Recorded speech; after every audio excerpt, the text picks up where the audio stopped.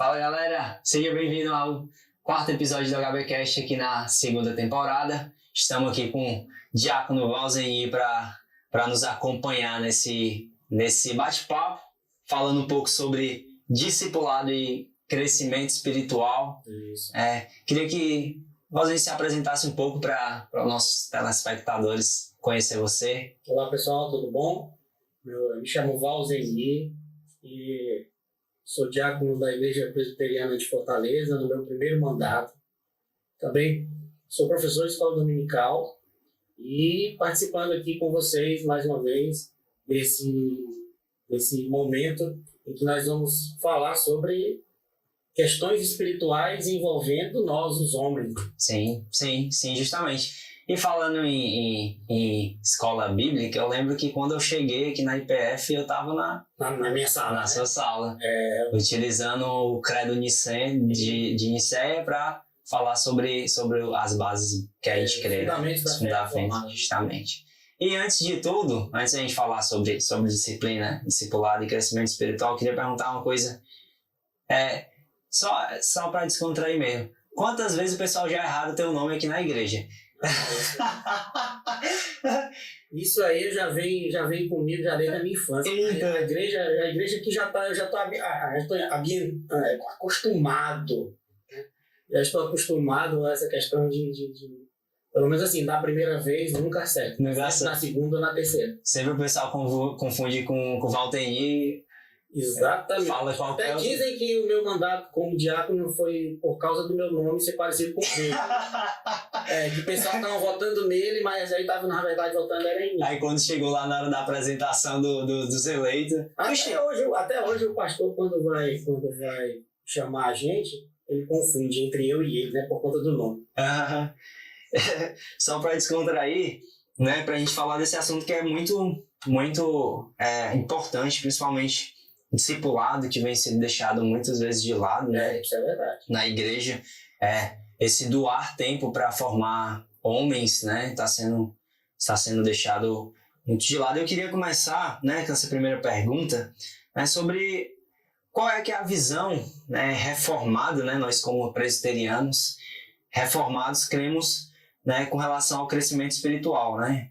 E qual é que a distinção, né, desse visão reformada sobre o crescimento espiritual diverge e se difere de outras tradições da cristandade? Assim, a gente como presbiterianos e reformados temos o nosso legado, a nossa história. Nós podemos dizer que o crescimento espiritual ele se baseia nas escrituras, ou seja, um aprofundamento no conhecimento bíblico, né? Não simplesmente uma leitura bíblica, mas um estudo bíblico.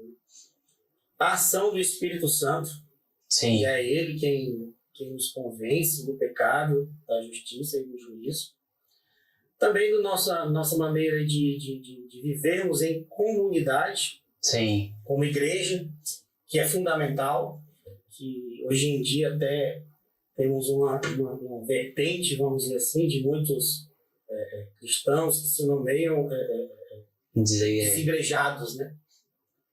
Ou seja, é uma questão que digamos que falta até um conhecimento básico das escrituras para se autonomear um desigrejado. Sim. Porque a igreja, principalmente nós vemos o livro de Gálatas, praticamente todo ele dá ênfase à questão de viver em comunidade, né? De viver como igreja.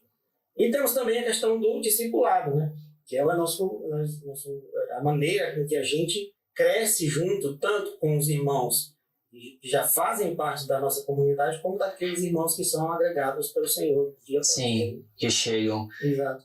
E a gente tem, né? Queria que falasse um pouquinho. Já falou, né? 2 pontos, né? Que é da reforma, que sola a escritura, que já falou sobre a base e sola fide, né? Que é somente a fé. Somente a nossa fé. Aí eu queria que tu explorasse um pouco, né? Principalmente desse ponto relacionado aos solos, né? O que nos diferem dos romanos, por exemplo, né? Que a igreja reformada ela vem e traz alguns pontos, principalmente com relação à salvação, que os nossos romanos não creem diferente, né? Se puder falar um pouco sobre isso. Os católicos romanos, eles não têm, como nós, os reformados, a Bíblia como a sua única regra de fé e de prática. Para eles, a tradição da Igreja Romana está em paridade com as Escrituras. Sim.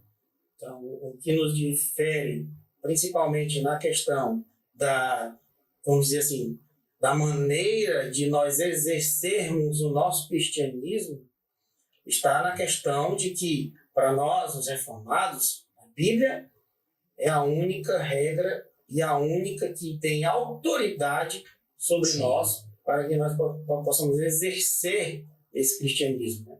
Além disso, tem a questão dos sacramentos, né? Sim. E nós, como reformados, nós cremos e seguimos como sacramentos apenas batismo e ceia. Sim. Tira no casamento, né?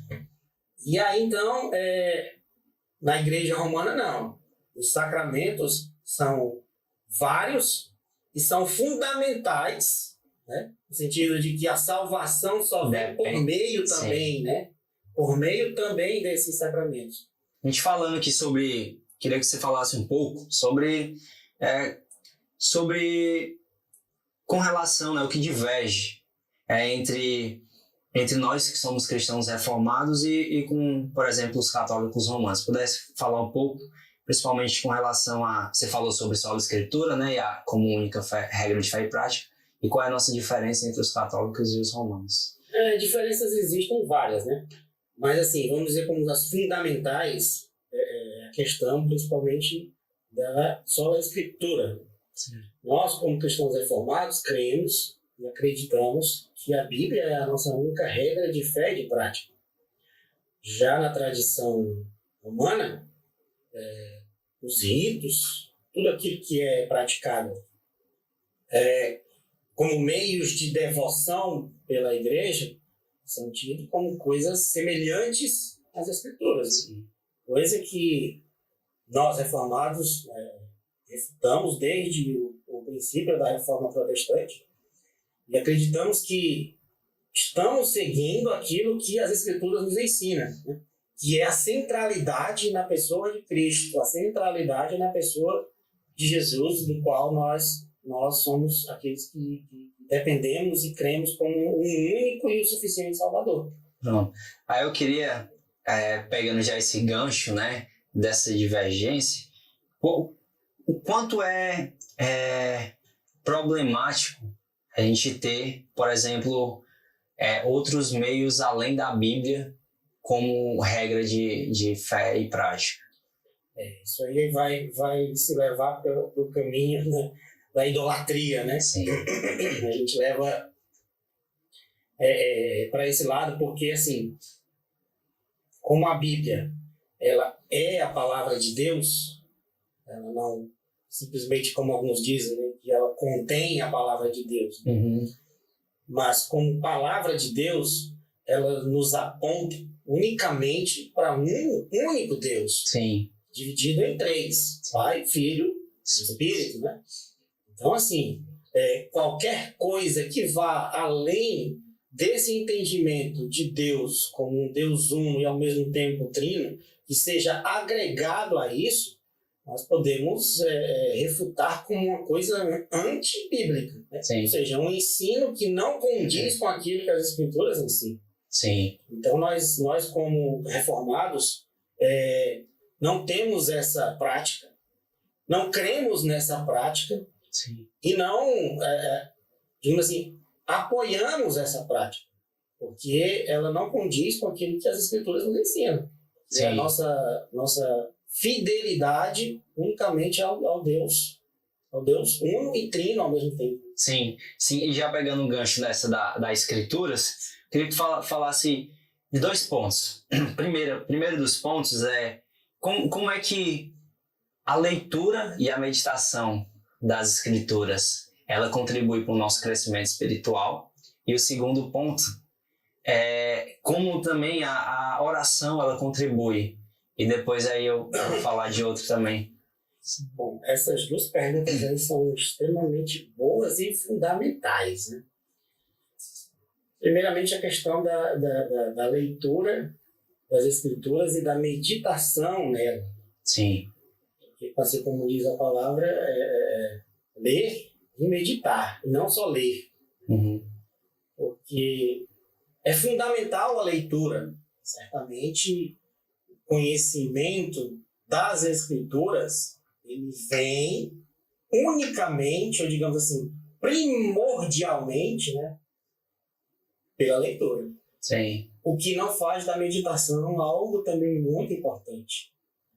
Eu acredito que a meditação ela é tão importante quanto a própria leitura. Porque você pode usar a Bíblia simplesmente como um livro qualquer que você simplesmente lê Como e se fosse, passa a conhecer aquilo que está escrito. como se fosse uma narrativa Você qualquer. só tem um conhecimento histórico. Sim. Histórico da vida de Davi, da vida de Moisés, da vida do nosso próprio Cristo. Porém, a meditação ela vai te levar ao ponto de entender qual é a mensagem da Bíblia. Sim. Porque a Bíblia ela não é um livro que conta a história. Sim. Não é. A Bíblia é um livro que tem uma mensagem. Sim. E essa mensagem ela só vai poder ser compreendida quando se vai além da leitura. Sim. Até porque ela é a revelação do próprio Deus, né? Exatamente. Ela não é um livro. Como a gente mesmo diz e como ela mesmo é nomeada, né? Ela é a palavra de Deus. Ou seja, é aquilo que Deus quer nos falar. Sim. Né? A palavra dele está ali. O que Deus pensa sobre tal coisa, o que Deus quer que a gente faça sobre tal coisa. Está lá. Está na Escritura. E uma coisa que eu aprendi nesses meus anos, não só de leitura, mas de cristão também, que a Bíblia ela é como uma mina de ouro.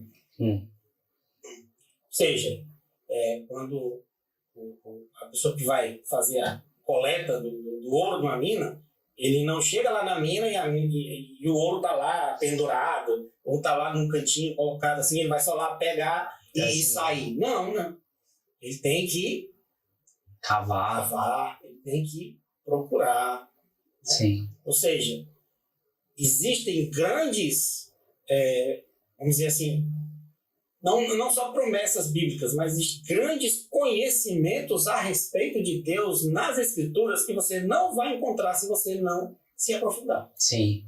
Se não for para além de uma leitura superficial. Superficial, justamente. Exatamente. E a partir do momento que você descobre essas pepitas, sim, você vai entender que muita coisa que, por acaso, digamos assim, criou em você certas perspectivas equivocadas, até mesmo contra Deus, sim, elas vão se sanar. Sim. E a sua fé vai ser fortalecida. A sua fé vai ser uma outra fé no sentido de crescimento espiritual, que é aquilo que a gente está falando. Ou seja, o crescimento espiritual, ele inevitavelmente passa pela leitura e meditação da palavra. A gente começou falando sobre reforma, e tu falando sobre essa questão de você cavar atrás da pepita de ouro, me lembrou de Lutero, que mediante a sua contato com as escrituras, ele é aberto a mente dele para entender que somente pela fé que somos salvos, né, mediante os méritos de Cristo Jesus.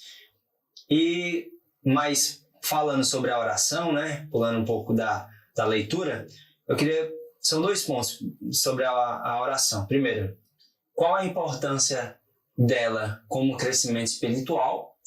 E segundo, por que ela é uma disciplina tão negligenciada, a oração? Oração não é monólogo, né? Você não ora simplesmente, não são só palavras que saem da sua boca e que se perdem, Sim. que se vão. Não. Elas são palavras ouvidas. Sim.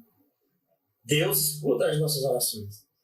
Então, assim, tão quanto a a leitura e a meditação da palavra são fundamentais para o crescimento espiritual, a oração não menos importante é. Sim. A oração, ela é aquilo que, na verdade, alimenta a nossa, vamos dizer assim, a nossa fé. Sim. A oração é o que alimenta a nossa fé. Então, assim, vamos acreditar que, a partir do momento em que nós nos colocamos diante de Deus e apresentamos a Ele não só as nossas necessidades, mas as nossas fraquezas, Sim. os nossos pecados, que às vezes nós vivemos principalmente um período da vida, parece que as pessoas só colocam diante de Deus as suas necessidades pessoais, né? Ou seja, parece que Deus é só um resolvedor de causas e necessidades pessoais. Quando, na verdade, a oração ela é um momento, ou pode ser também um período, em que você apresenta a Deus, além daquilo que você precisa, aquilo que você é. Sim. Até porque não adianta mentir na oração. Deus conhece o nosso coração. Exatamente onde eu ia chegar aqui, a questão de falar a verdade. Sim. Porque a partir do momento... Porque assim, crentes, irmãos, que já têm muitos anos de vida cristã, né, você acaba, digamos assim, se adaptando e formulando uma oração que se torna uma oração costumeira. Sim. Você, digamos assim, você sabe usar as palavras para começar a oração, você sabe usar as palavras para dar uma introdução à oração, para dar uma continuidade na oração e para dar um término. Em nome de Jesus, amém. Em nome de Jesus, amém. Né? A oração se torna meio que algo muito um rito, né? Sim. Fica reza, no caso. Quando, na verdade, o que é que Deus quer que nós falemos na nossa oração? Aquilo que nós sentimos. Sim. Sim. A Bíblia diz que Ele já sabe o que nós vamos falar antes mesmo que as palavras saiam da nossa boca. Ele sabe. Mas é bom a gente falar. Dizem que quando você encontra alguém para desabafar, você se sente melhor? Pois a oração é isso. Uhum. É quando você desabafa com Deus. Quando você fala para Ele, não somente as coisas, vamos dizer assim, que você pode contar. Mas até as que você não deve pensar. Sim.